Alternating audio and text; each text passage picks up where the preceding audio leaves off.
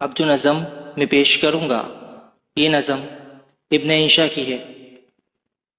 चल इंशा अपने गांव में, यहाँ उलझे उलझे रूह बहुत, यहाँ उलझे उलझे रूह बहुत, पर असली कम बहरूप बहुत।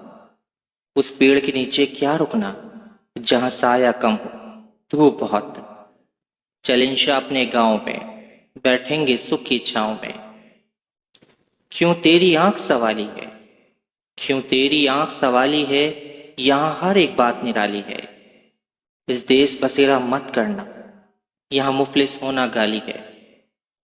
चल इंशा अपने गांव में, बैठेंगे सुख की छाँव में।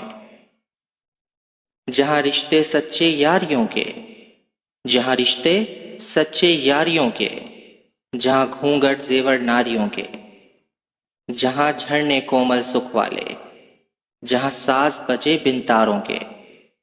चल इंशा अपने गांव में, चल इंशा अपने गांव में, बैठेंगे सुख की छाँव में। Thank you so much.